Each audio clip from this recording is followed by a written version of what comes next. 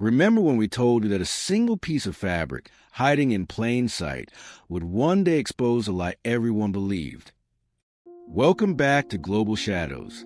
If you just joined us, you're catching the second half of Lindy Chamberlain's tragic and eye-opening story, a tale of grief, injustice, and the terrifying power of public opinion. In part 1, we left you with this question: how could a mother lose her baby and then lose her freedom, all because no one believed what she saw in the dark? Well, today, we answer that question and reveal how a tiny scrap of clothing finally proved Lindy Chamberlain was telling the truth all along. It was the year 1986, 4 years after Lindy was sentenced to life in prison. She had already served more than 3 years behind bars. Her marriage had collapsed under the weight of grief and shame. And yet, she never stopped fighting for the truth. Then, something extraordinary happened. A tourist walking near a rock formation, not far from Uluru, stumbled upon a small bundle tangled in brush. At first glance, it looked like nothing more than an old rag. But when they unfolded it, they found something shocking. It was a piece of baby's clothing, matching the exact description of Azaria Chamberlain's missing jumpsuit. More importantly, it bore unmistakable signs of a predator attack. Animal teeth marks lined the edges. There were rips consistent with a wild tug-of-war. And most critically, there was no sign of human tampering. The fabric had been exposed to the elements for years.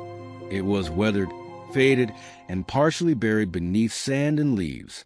This wasn't planted evidence. It had been there since the night Azaria vanished.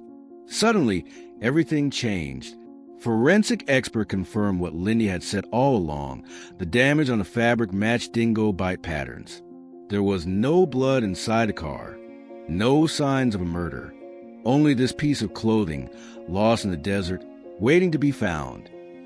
The media, which had once turned against Lindy, now reversed course. Headlines shifted from "Dingo Mom Guilty" to "Justice Denied." TV anchors apologized on air.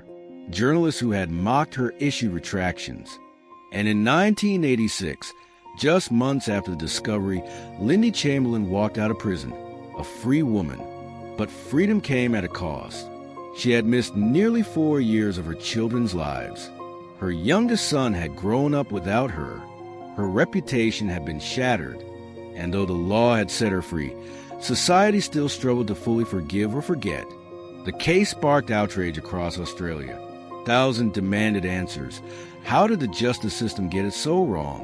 Why weren't forensic findings taken seriously during the trial? And why had Lindy been judged more for how she grieved than for the facts of the case? An official inquiry was launched.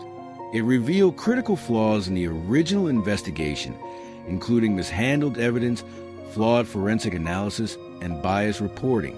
One of the most damning revelations was that early blood tests had shown inconsistencies with the prosecution's theory.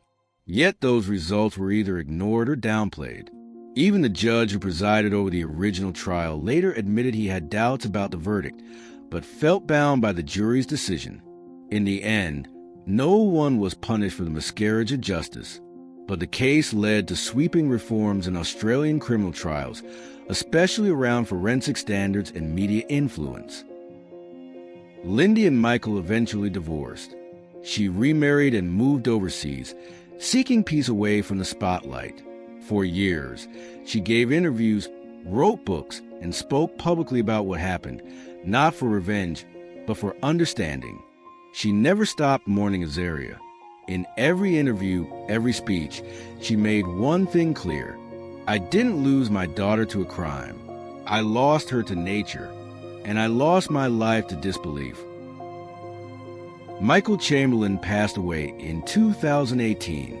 He spent his final years advocating for judicial reform, determined to ensure no other parent would face the nightmare he and Lindy endured. So, what can we learn from Lindy Chamberlain's story?